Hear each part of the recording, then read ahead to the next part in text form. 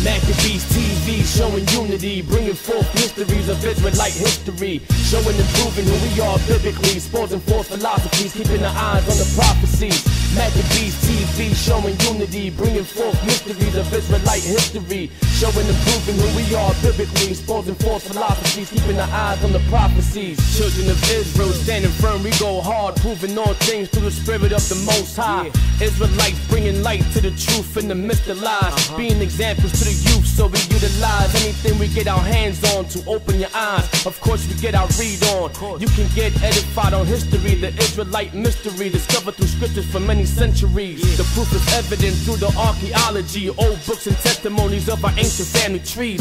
Can't do nothing against the truth, but only for it. The white man said we Africans, we fell for it. The white man said we Hispanics, the fact is we the real Jews and we the chosen on this planet. Our people need to wake up, stop the madness. This unification ain't embracing the real mission. Maccabeestv showing unity, bringing forth mysteries of Israelite history, showing and proving who we are biblically, exposing false philosophies, keeping our eyes on the prophecies.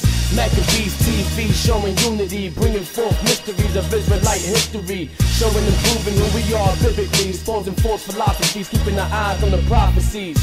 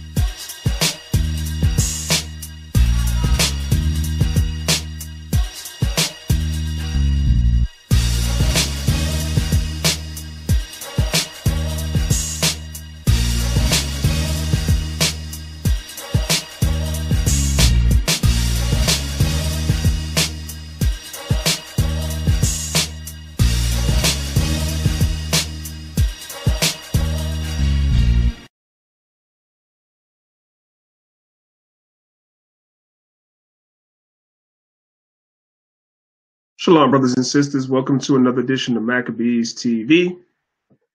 It's your brother, priest Danyaahla, Lions of Israel, Maccabees Lions Council.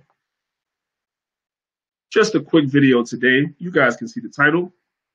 It's called Beware What You Share on Social Media. Beware what you share. On social media, I'm mainly present on YouTube, Facebook, and Instagram. Don't really do the Twitter thing too much. Those are the main platforms that I'm on. And what I've noticed is that there's a lot of disinformation circulating on social media. So something that I see on Facebook, when I log into Instagram, I usually see the same false information over there. It crosses platforms. I've also noticed that the same disinformation that's on Facebook and Instagram is also on Twitter. It's funny. So what led me to do this video today was something that happened about a week ago. So for the past month, give or take, there's this one particular meme full of disinformation, anti-Bible rhetoric as usual, that has been circulating all over social media. Like I've seen it on my timeline on Facebook, I exaggerate not, about maybe 20 times. Like 20 different people share it. When I go to Instagram, I've probably seen it like another 20, 25 times. And so these things that I saw in this particular meme that it's addressing, I've already spoken about before. So I just pretty much ignored the meme. I didn't even intend on answering it. I feel like, I've answered that question many times. He who hath an ear, or she who hath an ear, let them hear. So I was minding my business, and I guess what I'm seeing, a lot of my brothers are seeing also. So my brother from Israelite Saints of Christ, shout out to my brother Tawab Aman, young upcoming scholar. I guess somebody on his timeline, somebody that he knows, also shared the same meme full of disinformation. And so what he did was he tagged me in. In other words, he tagged my name so that I would be able to see the conversation that they were having. And so the brother begins to explain to the brother why the meme was wrong. And to my surprise, to both of our surprises, I have to say, honestly, the brother actually took the meme down, which is very rare, because 99.99999% of the time, Negroes, even when you show them the information that they shared, the anti-Bible information that they shared is wrong, they'll leave it up anyway, because our people have just that much pride. Okay? So what I'm going to do today is I'm going to share this particular meme with you, brothers and sisters, and I'm going to show you how easily we can debunk false information. That's why the name of the video is Be Careful, or I should say beware of what you share. Beware. Before you hit the share button, think about it for a second. If you see something on your screen, it might sound good, but do not deal with confirmation bias. Don't share it just because it sounds good and it tickles your ears, but actually go and do some research on it, especially the ones of you that are anti-Bible. Stop sharing these anti-Bible memes if you're not going to do the requisite study and research to make sure that it's right. Now, before I share this information with you, brothers and sisters, let me say this. I said it no less than 100 times. I exaggerate not, but I'm going to say it again. I, Danyaahla, speaking for myself, I have never espoused, I have never said there is a perfect English translation of the Bible. That would be impossible. I speak pretty good Spanish, as most people that know me personally will tell you. And when you try to translate sentences and phrases and paragraphs from cognate relative languages like Spanish and English, even then you have trouble perfectly translating it over to English. Sometimes you have to make certain compromises and changes in order for it to make sense. And these are languages that are cognates, they're related. So much more when you transliterate and then translate Hebrew into English, of course you're going to have to make compromises, because Hebrew is concrete, as we know, and English is abstract. So there's going to be some compromises made, obviously. But let's not act like the majority of us did not come in to the truth through English translations. Let's not act like that. A lot of Israelites, what you do is you poke your nose in the air like you're bougie. As soon as you learn a couple of Hebrew words, and now you're talking down on all the English translations that are waking up tens of thousands, if not hundreds of thousands of people are waking up to this life, this way of life, through the English translations. And what I see is a lot of Israelites will be bashing the English translations and talking SHIT about the English translations when they're confronted by the conscious community, trying to sound smart, not realizing when you bash or down any translation of the Bible, it's not like they're going to go and pick up another translation. It's not like they're going to go run and pick up the Hebrew Bible. You gave them an out, but now they don't want to deal with no Bible. You just helped them out. That's why I don't do that. That's me. You can do that if you want. I don't do that. My preferred translation is the KJV in English. The KJV is not a perfect translation. I've said that no less than 100 times. There are certain verses that are actually rendered better in other translations, believe it or not. But for the most part, from my research, the KJV is the go-to translation that I use. And because it's the most popular translation of the Bible, it is under the most attack from the conscious community. And what happens is some Israelites tuck tail and run when the conscious community comes, because you can't answer the questions that they pose. So we're going to help you out with two today. Two memes that are circulating on social media, and I don't see Israel answering them, except for my brother that tagged me in. And I'm sure some of y'all do too. Let me not say that. But for the most part, I don't see brothers and sisters really answering it. And y'all need to answer it because it's a lie. So I'm going to help you out today. Here we go. And you brothers and sisters, I know that y'all have seen this meme. If you're on Facebook, if you're on Instagram and Twitter, I know you saw this garbage, right? Let's go. Let us go. Share my screen. All right. Now, here we go. Meme scholarship on social media. To the left of your screen, you have a Caucasian gentleman that they say is King James. I don't agree that that's him. However, I'm not here to argue that today. Not today. I'll save that for another day. and the guy next to him is R. Kelly. So somebody thought it a good idea. Hey, I found a parallel between King James and R. Kelly. Let's read what this individual posted on social media that is circulating everywhere, right?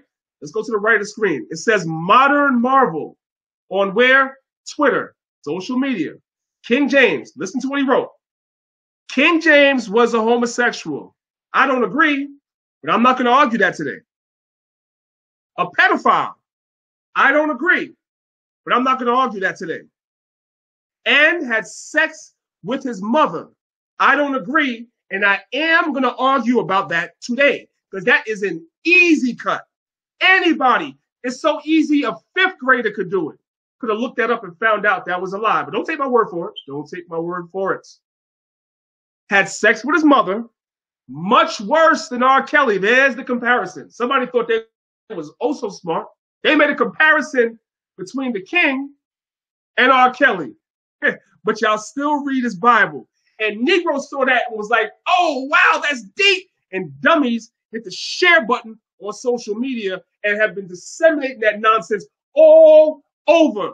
And so my brother saw it on his timeline and tagged me in. So now I'm in the fight. So I said, you know what? I'm going to go ahead and I'm going to do a show on this because this is easy work. I'm going to do a show on this and I'm going to help Israel out so that when y'all see it, y'all can address it as well. Because this is stupid. This is stupid, right? Let's go to the next slide. Let's go to the next slide. Now, that is not a new concept.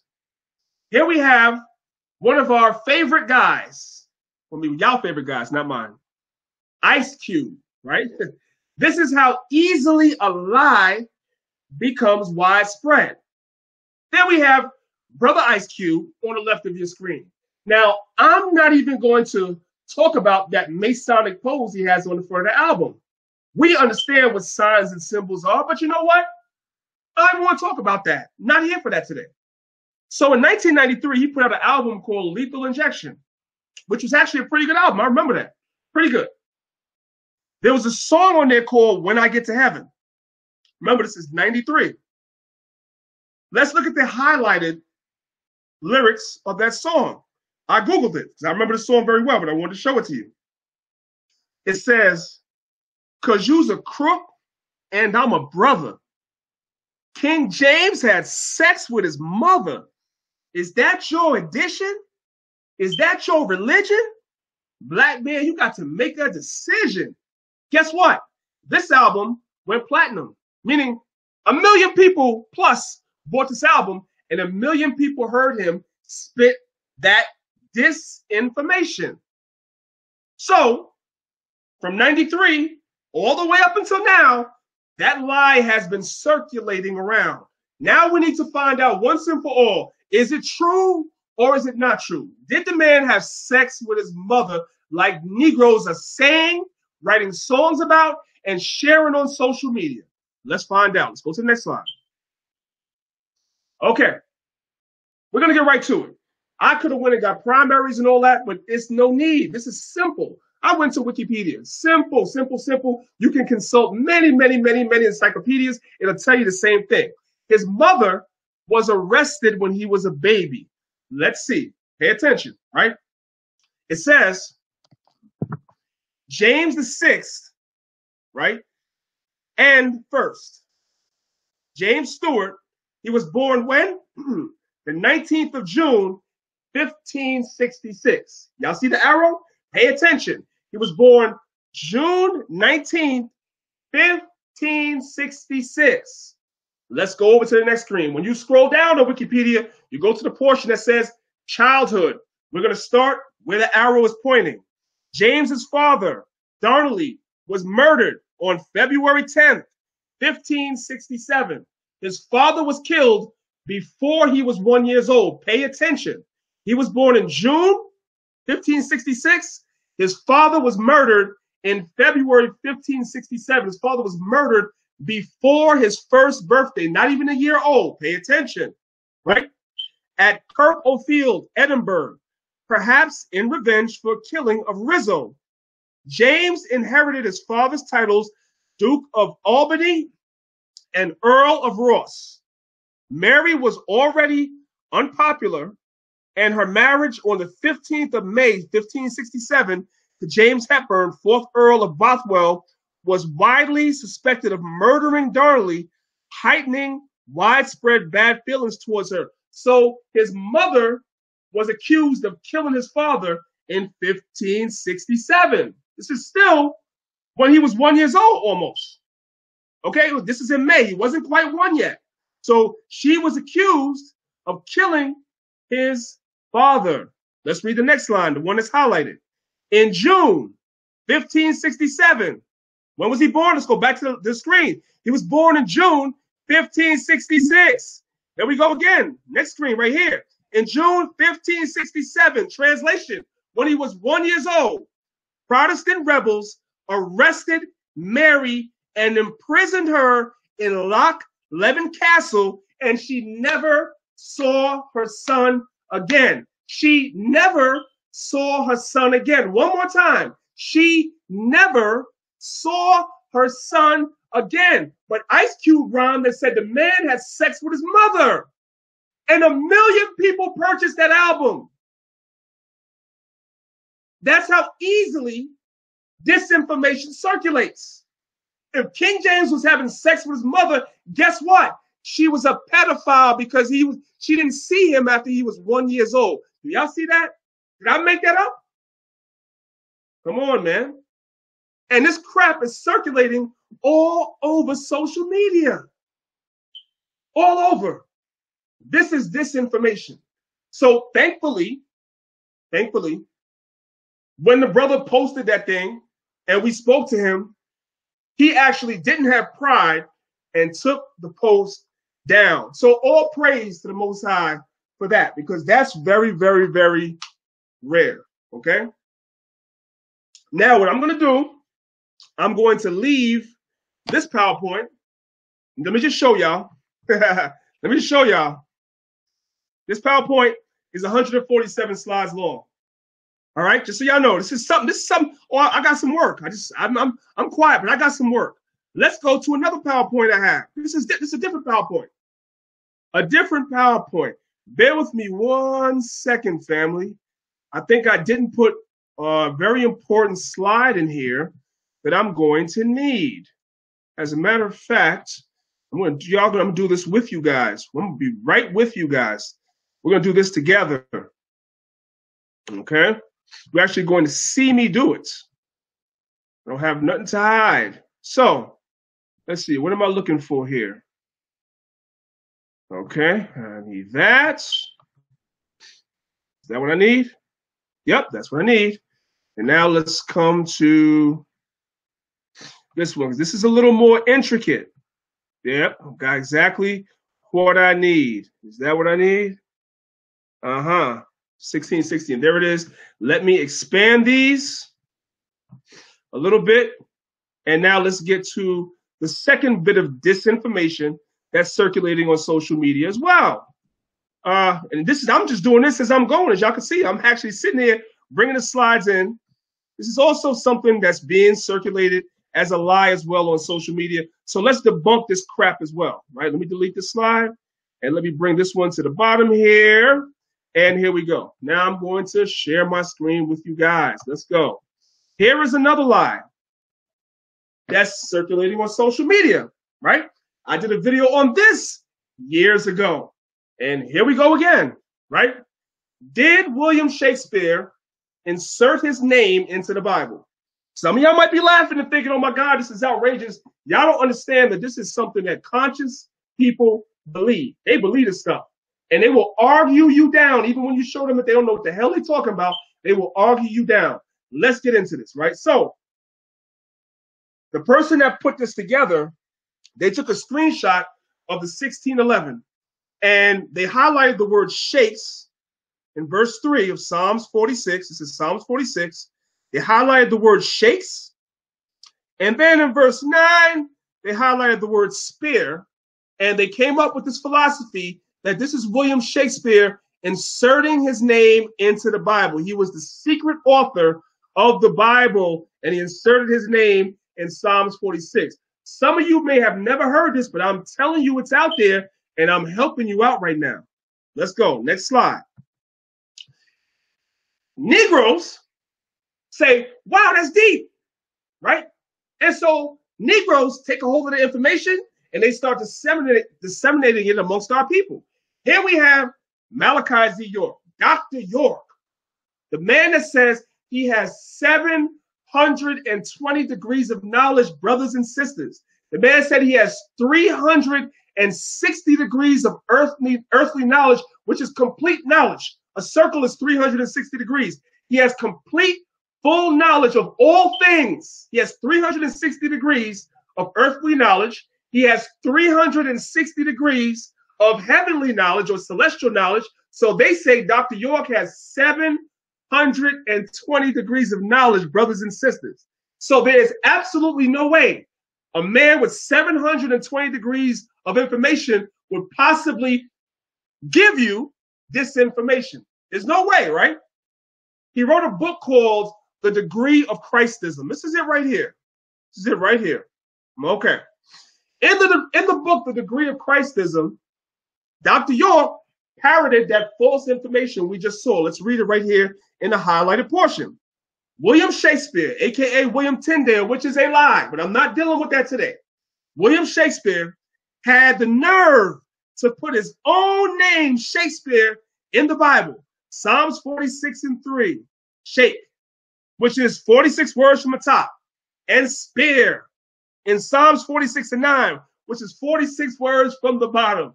So he parroted the disinformation that was spread by that author, right? Now, let's go to the next slide. You know what? Okay, this is what we got. All right. All right, brothers and sisters. Here we go with the next slide, right? The confusion comes in with the name William, brothers and sisters. This is a book that I have called The Cradle King. Now, I have other books that go way deeper than this book goes in, but this is a very basic book. And don't let no conscious Negroes fool you. If I tell you I have a book, I have the book. And the people that say I don't have never seen or heard of any of these books until they hear me talk about them. All right, so let me just say that. So this is on page 203, right? The confusion is the name William. What fake pseudo scholars have done, they have convoluted or mixed up William Shakespeare with William Alexander for one reason. They don't study. Brothers and sisters, that's why textual criticism is crucial. It's something that's not really discussed in Israel much, but all praise to the Most High. It's something I've been studying. And when this question comes up at camp, brothers is pushing me out the way to answer it. I remember when we first started our camp, brothers couldn't answer this. Now I make sure brothers in my camp will tell you they are tired of hearing me drill this in them. They know it now, maybe even better than me. You know what I'm saying? Anyway, this is a book called The Cradle King. Let's read this information, this history right here, and let's see what we find. Sir William Alexander, and that's you're looking at where that red arrow is pointing on your screen. Sir William Alexander, who during James's years in England became an occasional poetic foil for the king, whether in debating the merits of meter or providing an answering sonnet to one of James's. From Alexander's correspondence, it appears that he had a ghost writing role somewhat similar to Maitland's in the king's literary endeavors. So a lot of things that King James wrote, a lot of times what came out in history is that actually William Alexander was really behind writing it. So what's happening now is that William Alexander had a hand in translating a portion of the Bible that was later credited to the king, but actually William Alexander was the one that translated it, not William Shakespeare. We don't know where you conscious Negroes get that from. I know what, because you don't study, that's why. So we're helping you out today, all right? So now, I'm going to give y'all a little bit of history. When the Bible was being put together, right, the king kept back the book of Psalms for himself. And he hired William Alexander. And William Alexander actually did the translation for him, but King James got credit for it. That's the history. We're about to read that right now. Right here where it says Alexander highlighted. Watch. Alexander had to execute the translation himself or persuade others to do them, and then James took whichever he preferred as his own. So he hired several people to help translate the Psalms, William Alexander being the most known, the most famous. And what happened was he would read all their translations and then he would pick which one he liked. That's what he did. That's what he did. Okay. Right here. This work was still going on in 1620 when Alexander wrote to William Drummond of Hawthorne to acknowledge receipt of the Psalms you sent, which I think very well done. I had done the same long before it came, but he prefers his own to all else. Though perchance must meddle with the subject, and therefore advise you to take no more pains therein.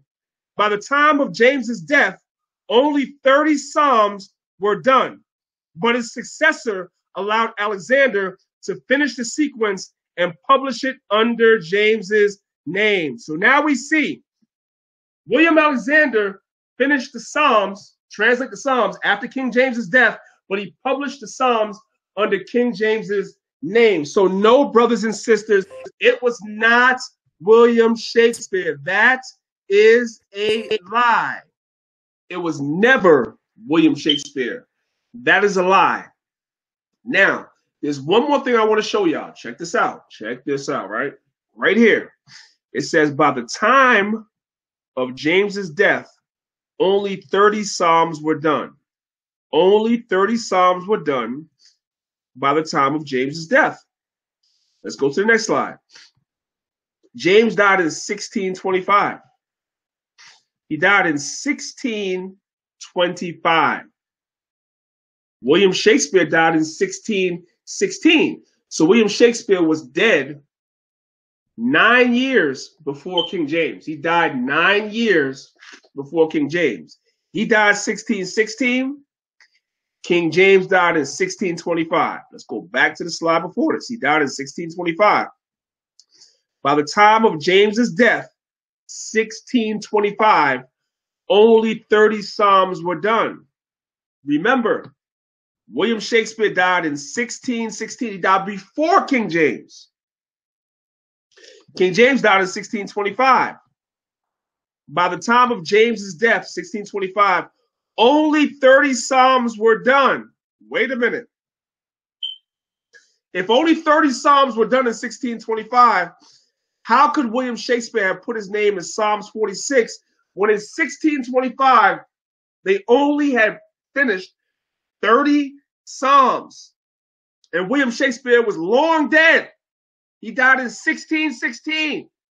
In 1625, there were only 30 Psalms done. How would he be able to put his name in Psalms 46, which wasn't done until way later after Shakespeare was already dead? How is that possible? That's called pseudo scholarship. Pseudo scholarship. Shakespeare died in 1616. James died in 1625. By the time James was done, there was only 30 Psalms done. They never reached Psalm 46. This is a lie, brothers and sisters. I hope what I've given you will help you in your studies. This is your brother, Priest Danyaahla, Lions of Israel, Maccabees Alliance Council. Give us a call if you have any questions. 877-53-LIONS. LIONS. 877-53-LIONS. With that being said, Passover is coming up. Yo, check it out. Hey,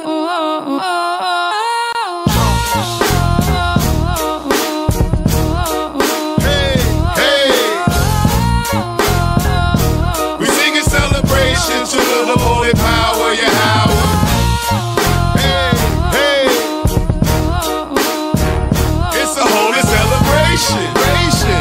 Hey, hey. Hey, time to celebrate the power. All praise is due to Yahweh. Come on. By Hashem, Yahweh Shai. To the day I die, lift his name up high in the tower. Cause we his chosen seed above all. Told Moses to tell us keep his law. Bible. Now, when the young man, I asked him, what does the word Bible mean, right? The word Bible comes from the word biblios, which means books. It's a collection of books. Now, these books are a collection. Remember, they came together and as they were put together and written by our people that spoke many languages. You understand? So now, when even our people, during the Hellenistic period, they spoke